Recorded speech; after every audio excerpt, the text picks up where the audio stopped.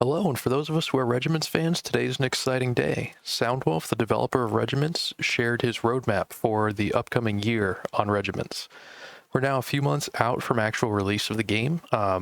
We saw a couple updates come through with some patches, some balance changes. Now he's starting to talk about what content packs we're going to be seeing next. So the first one that he revealed is the Immediate Reserves pack, and he said all these names are subject to change. They're not finalized yet. And this is going to be a free DLC coming out. This is the first one.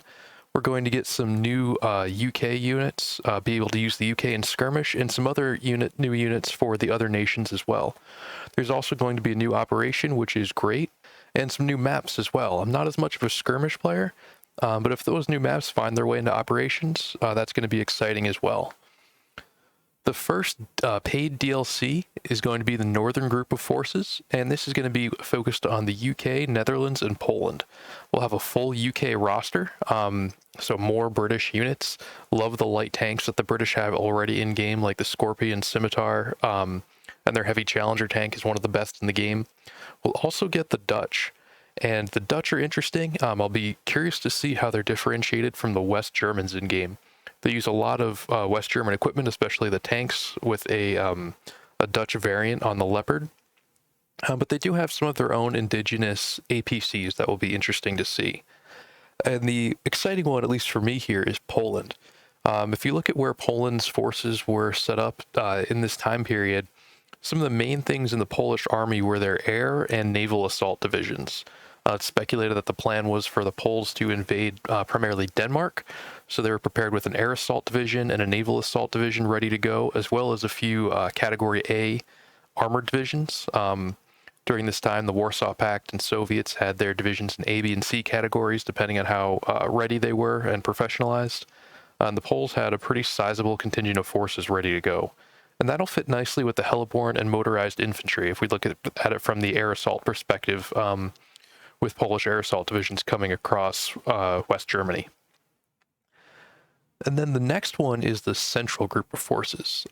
Here we get France, and France's doctrine in this time was really focused on light tanks.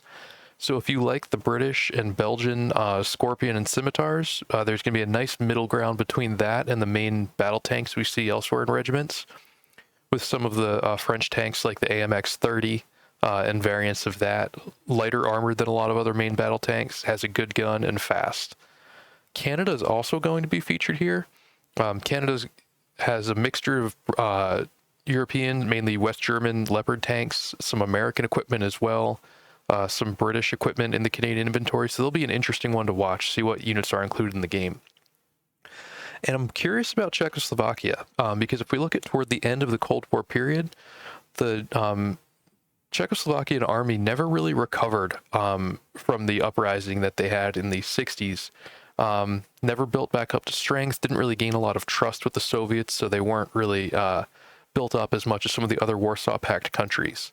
So we could see if they're kind of a quantity-focused country in the game, if their units end up being a little cheaper so they can field more at one time. Curious to see how that plays out. And then custom operations. Don't have a lot of details yet, obviously, but thinking of other games that have something similar, like Armored Brigade, where you can pick your country, pick the country you're going against, set up an area you're fighting in, and it'll kind of be somewhat of a dynamic campaign. I don't know if it's going to be exactly like that, but just more replayability on these operations. I love the operations, so I'm excited to see that come out. And then the final update. They don't know what this is going to be yet. Soundwolf speculates below. That'll be around August 2023. Don't know. It could be a small content pack.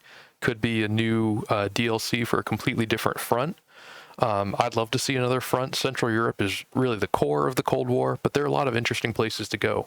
Could go to the Southern Front with Italy and Yugoslavia. Could look at Turkey and the Caucasus Mountains region, fighting in that area. Or even on the Far East, if we look at Japan, American bases in Japan, and the Russian Far East. That could be another way to go.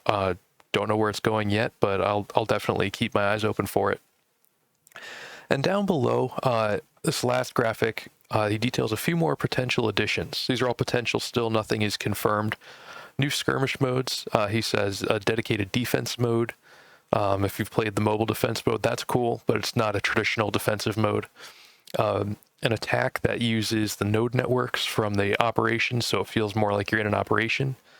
And then something with a higher value on casualties inflicted and sustained, so maybe more like if you know the wargame series, the destruction game mode there. And this is the one I'm most excited about. He says further additions to the regiment system. As the number of nations and regiments increases, hardware alone will rapidly become inadequate to show the differences between them. There's only so much we can do to show different organizational structures. So I'm excited to see here if there's something with the level of training, maybe differentiating more, especially with the infantry, how well they can shoot, how quickly they run or break, and how that's going to be differentiated. He recognizes that now, that especially with the Warsaw Pact, most of them use the same equipment. Even the Polish tanks that we'll see, like the PT-71 or PT-91, is just a modified T-72. So if we can differentiate those in those other ways with the regiment system, that could add a lot of variety to the game, and I'll be watching this very closely. With the amount of fun I've had playing this game so far, all of this DLC is going to be a day one buy for me. I'm excited about it. I'm going to keep an eye out for it. And as soon as it's out, I will be sure to make more videos and show you all how it looks. Thanks again for listening. Let me know if you have any questions down in the comments.